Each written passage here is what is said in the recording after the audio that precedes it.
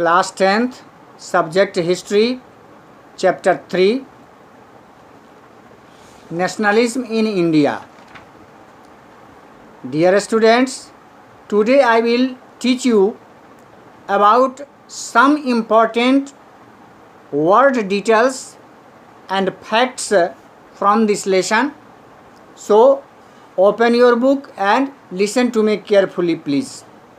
First, words related from this chapter: Vernacular Press Act. Vernacular Press Act. What is Vernacular Act?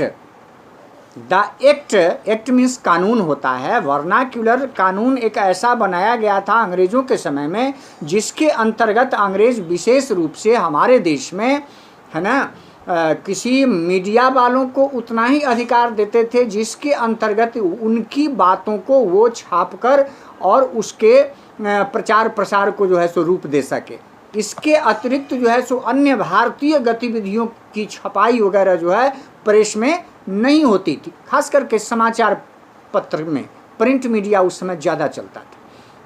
So the act through which the British government got intensive rights to censor reports and editorial in the vernacular language. Vernacular एक विशेष press की भाषा होती थी जिसको कानून के अंतर्गत प्रतिबंधित किया गया था। It was created in 1878। Vernacular act जो है वह 1878 ईस्वी में 1878 में इसको लागू किया गया था to curtail the freedom of the Indian press, है ना, भारतीय प्रेस की स्वतंत्रता को प्रतिबंधित करने के लिए ऐसा किया गया था। अर्थात प्रेस की आज़ादी जो है उसको प्रतिबंधित किया गया था, है ना, इस एक्ट के अंतर्गत। इसके बाद अगला वर्ड है आपका, second word from this chapter are boycott, बहिष्कार। इसके अंतर्गत महात्मा गांधी के नेतृत्व में जब स्वदेशी आंदोलन चलाया गया था तो विदेशी वस्तुओं का बहिष्कार किया गया था, और उसमें भी वस्तुओं ही नहीं सेवाओं का भी बहिष्कार किया गया था। जो लोग अंग्रेजी हुकूमत के अंतर्गत नौकरी करते थे वे भी उस अपने अपने पदों से त्याग पत्र देना शुरू कर दिया था। कुछ उच्च वर्ग के लोगों को अंग्रेज़ों ने जो सम्मानित किया था उसमें मेडल वापस दे करके, अपनी उपाधि को वापस दे करके अंग्रेज़ों के कानून का जो है सो बहिष्कार किया था। So boycott the refusal to deal and associate with the people, participate in activities और buy and use things usually a form of protest. किसी भी अंग्रेजी उत्पाद को खरीदना और उसके उपयोग पर पूरी तरह से प्रतिबंध लगाकर उसकी जगह स्वदेशी वस्तुओं को अपनाने पर बल दिया गया था। दिस इज बॉयकॉट, बहिष्कार आंदोलन। तीसरा है इनलैंड इमिग्रेशन। इनलैंड अंतर्देशीय इमिग्रेशन प्रवास एक्ट।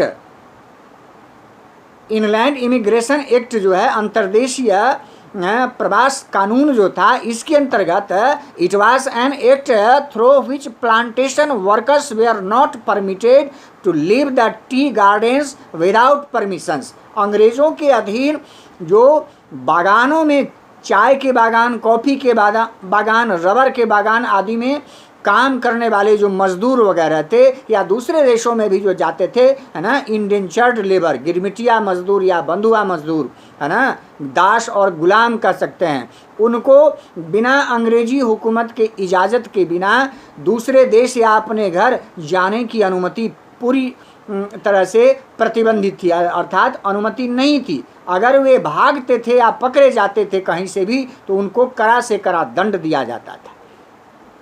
यह है इनलैंड इमिग्रेशन एक्ट। इसके बाद अगला आता है इसका fourth words related from this chapter, Satyagraha. मतलब होता है सत्य के लिए आग्रह। A non violent method used by Gandhi ji against the ऑपरेशर्स।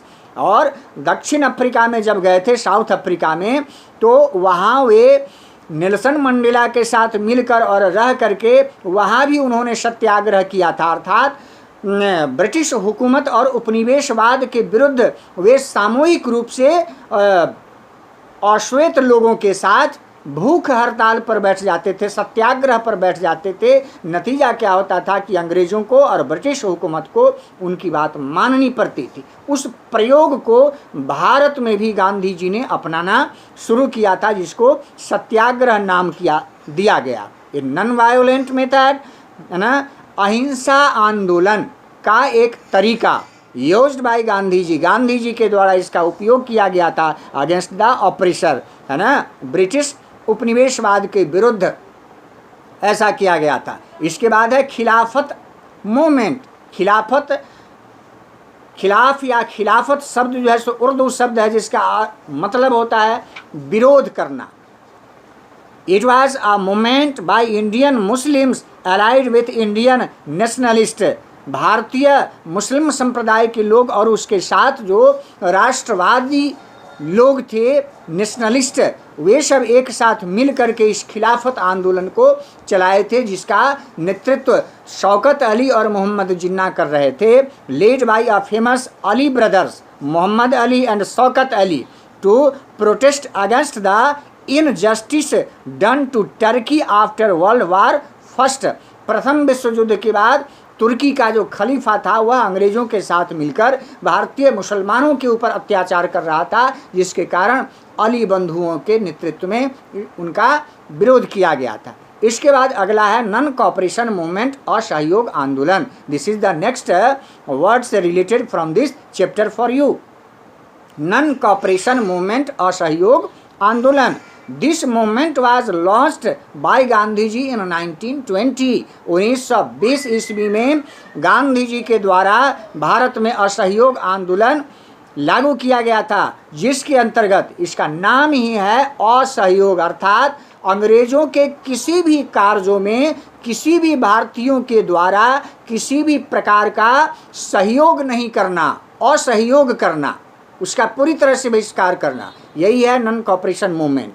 And its aims were to show resentment to actions considered oppressive like Jallianwala Bagh and Rowlatt act. और यह खास करके जलियांवाला बाग जो हत्याकांड हुआ था, जिसमें बाग में शांतिपूर्ण प्रदर्शनकारियों पर अंधाधुंध गोलियां बरसाई गई थी, बहुत सारे लोग मारे गए थे, और रॉलेट एक्ट कानून था। रॉलेट एक्ट में जैसा कि हमने आपको बताया कि बिना किसी ट्रायल के, बिना किसी कारण के किसी भी भारतीयों को 2 साल तक जेल में नज़रबंद करके रख दिया जाता था, है ना। यह रॉलेट एक्ट के अंतर्गत ऐसा होता था। इसके विरोध में गांधी जी ने नॉन कोऑपरेशन मूवमेंट चलाया था।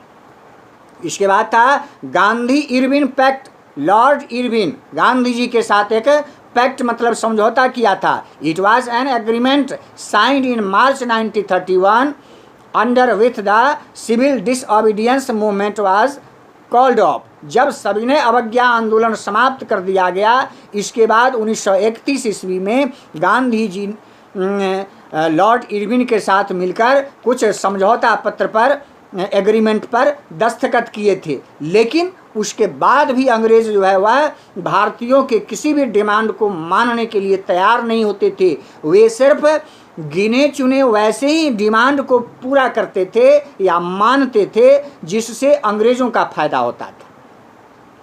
इसके बाद है दांडी मार्च। यह तो आप जानते ही हैं, this is the most famous movements started by Gandhi ji. Sabarmati Ashram से दांडी नामक गांव तक अपने 78 अनुयायियों के साथ जो है वे वहां पहुंचे थे पैदल, और वहाँ जाकर के दांडी नामक गांव में, है ना, समुद्र का पानी उबाल करके नमक तैयार किया था और उसको स्वयं उपयोग किया था अपने मुट्ठी में लेकर के, और शपथ खाई थी। यही था दांडी मार्च। Gandhi ji along with 78 of his followers started from his ashram at Sabarmati to Dandi on the sea coast on foot, यानी कि पैदल चलकर समुद्र तटीय क्षेत्र में दांडी नामक गांव पहुंचे थे।